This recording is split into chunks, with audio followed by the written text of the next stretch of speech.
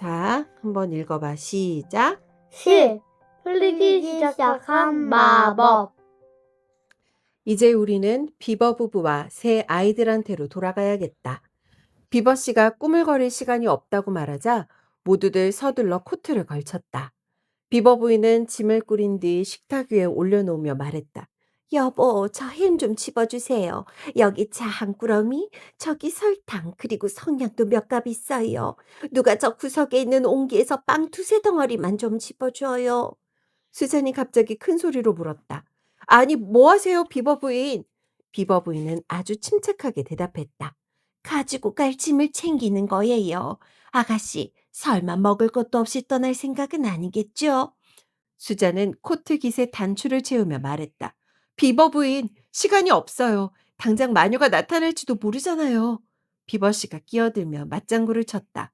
내 말이 그 말이요. 그러자 비버 부인이 말했다. 세상에, 마음들이 잘도 맞는군요. 여보, 생각 좀 해봐요. 마녀가 오려면 적어도 15분은 더 걸려요. 피터가 말했다. 그렇지만 되도록 빨리 출발해야 돼요. 마녀보다 먼저 돌탁자 언덕에 도착하려면 말이에요. 수잔이 말했다. 비버 부인, 그 점을 잊어선 안 돼요. 마녀는 여기 도착해서 우리가 없어진 걸 알기가 무섭게 전속력으로 쫓아올 거예요. 비버 부인이 말했다. 그야 그렇겠지요. 하지만 우리가 무슨 수를 쓰더라도 마녀보다 먼저 갈 순 없어요. 우린 걸어가겠지만 마녀는 썰매를 타고 갈 테니까요. 수잔이 말했다. 그럼 전혀 희망이 없나요? 비버 부인이 말했다. 자, 호들갑 떨지 말고 서랍에서 깨끗한 손수건 6장만 꺼내주세요. 물론 희망이 있지요. 마녀보다 먼저 도착할 수는 없겠지만 마녀가 전혀 예상 못하는 길로 가면 거기까지 갈 수는 있을 거예요. 비버 씨가 말했다. 여보, 당신 말이 맞긴 해요. 하지만 벌써 이곳을 빠져나갔어야 할 시간이요. 당신도 법석 좀 그만 떨어요. 자, 이제 됐어요. 여기 짐꾸러미 5개가 있으니 제일 작은 사람이 제일 작은 짐을 가져가세요. 비버 부인은 루시를 쳐다보며 마지막 말을 덧붙였다. 자, 꼬마 아가씨, 이게 당신 거예요. 루시가 말했다. 제발 좀 빨리 가요. 비버 씨는 부인이 눈장화 신는 일을 도와주었다. 비버 부인이 말했다. 자, 이제 다 돼 가요. 재봉틀은 가져가기에 너무 무겁겠지요? 비버 씨가 말했다. 그럼 당연하지. 이만저만 무거워야 말이지. 당신 설마 뛰어가면서 저걸 돌리겠다는 건 아니겠지? 마녀가 재봉틀까지 건드릴 걸 생각하면 참을 수가 없어요. 마녀가 저걸 부셔버리거나 훔쳐갈지도 모르잖아요. 새 아이가 입을 모아 소리쳤다. 아이 참, 제발 제발 서둘러요. 그렇게 해서 마침내 다들 밖으로 나왔다. 비버 씨가 이러면 마녀가 우리를 조금이라도 늦게 쫓아오겠지 하며 문을 잠그자 각자 자기 짐을 짊어지고 길을 떠났다. 그들이 길을 나섰을 때에는 눈이 그치고 달이 모습을 드러내고 있었다. 비버 씨가 맨 앞에 서고 다음에 루시, 피터, 수잔, 비버 부인 순으로 한 줄로 나란히 서서 걸었다.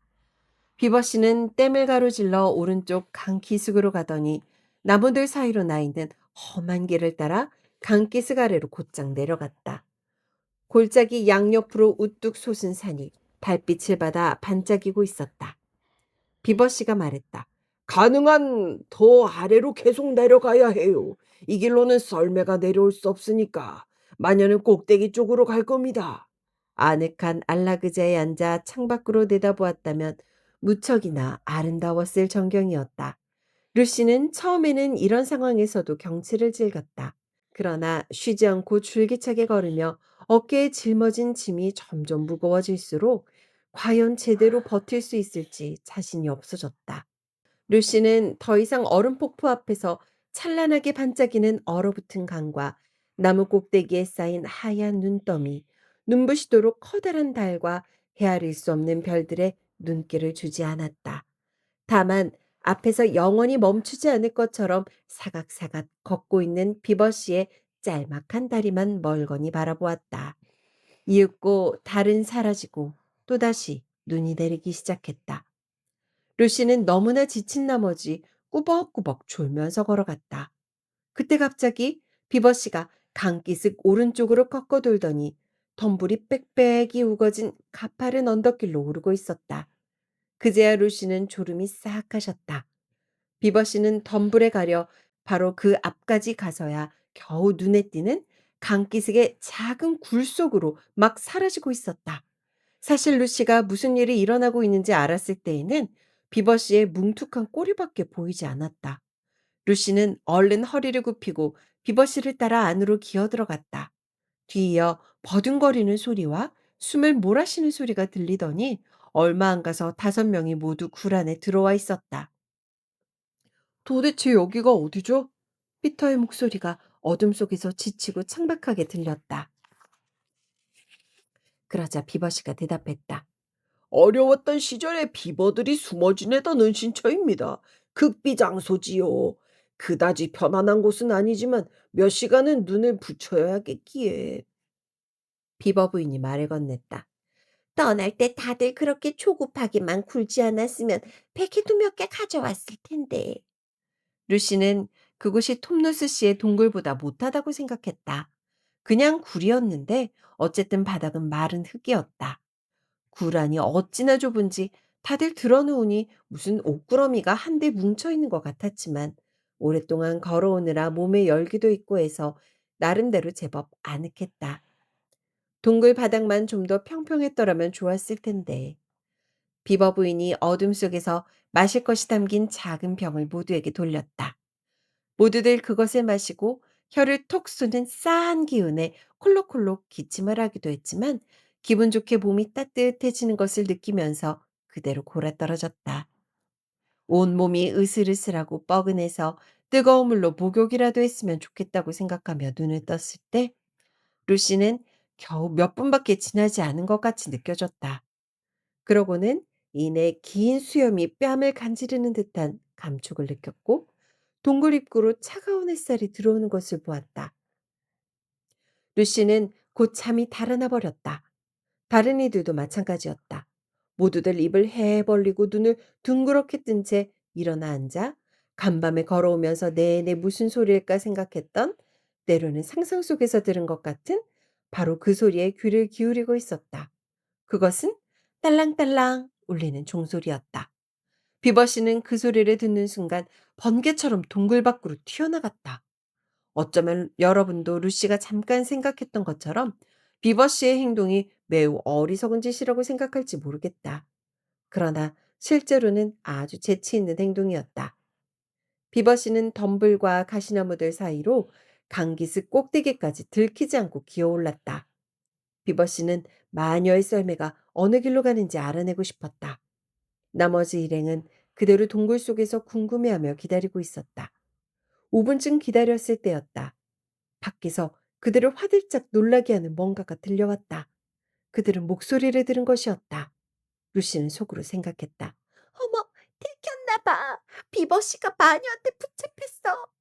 그러나 잠시 후 동굴 밖에서 부르는 비버씨의 목소리를 들었을 때 그들은 더욱 놀랐다.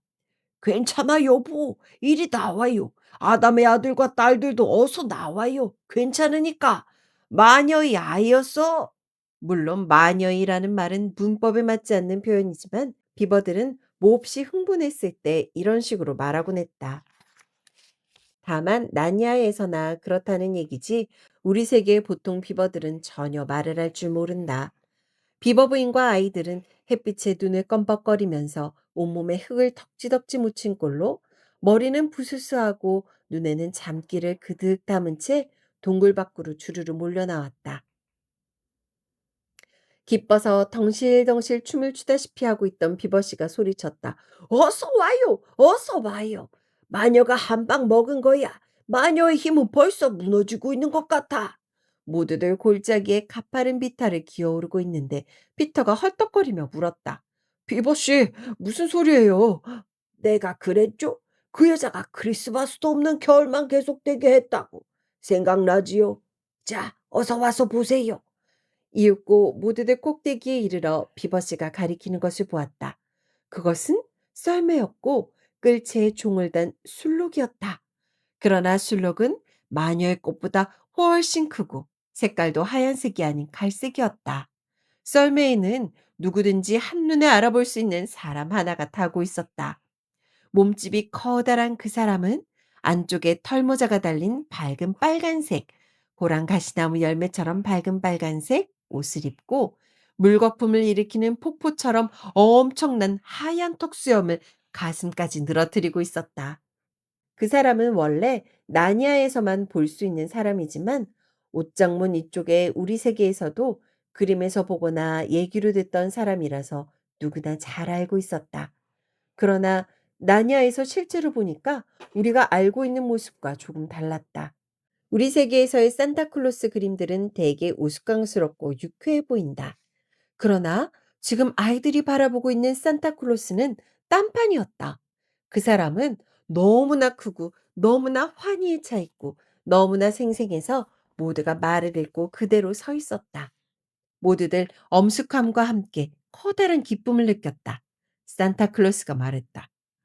허허허, 드디어 내가 왔다. 마녀가 오랫동안 못 오게 했지만 결국 왔어.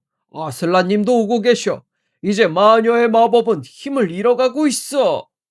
루시는 고요하고 엄숙한 상태에서만 느낄 수 있는 깊은 기쁨으로 온몸이 떨려왔다. 산타클로스가 말했다. 그럼 이제 선물을 줘야지. 자, 비버 부인, 당신한텐 좋은 세제 봉투를 가져왔어. 지나가면서 당신 집에 놓고 갈게. 비보 부인은 무릎을 살짝 굽혀 절을 하면서 말했다. 그런데 문이 잠겨 있어요. 자물쇠나 빗장이라면 문제 없어. 비버 씨, 당신 선물로는 댐을 완성시켜 놓았어. 새는 것도 다 메우고 인공수문도 새로 달아 놓았지. 비버 씨는 너무 기뻐서 아무 말도 못한 채 입이 한 방만하게 벌어졌다. 산타클로스가 말했다. 아담의 아들 피터야. 네, 할아버지. 이건 네 선물이다. 장난감이 아니라 진짜 무기란다. 이것들을 쓸 날이 올 테니 잘 간수하거라. 산타클로스는 피터에게 방패와 검을 건네주었다. 방패는 은빛이었고 앞면에는 그것을 잡는 순간 잘 익은 딸기처럼 빛나는 빨간 사자가 금방이라도 덤벼들 것 같은 자세를 취하고 있었다. 검의 자루는 금빛이었고 검집, 검대, 그 밖에 필요한 것들이 다 있었다. 피터가 사용하기에 딱 좋은 크기와 무게였다. 피터는 의미심장한 선물이라 생각하며 말없이 엄숙하게 선물들을 받았다. 이브의 딸 수잔, 이건 내 선물이다. 산타클로스는 수잔에게 활과 화살이 가득 든 화살통, 그리고 상아로 만든 작은 뿔나파를 주었다.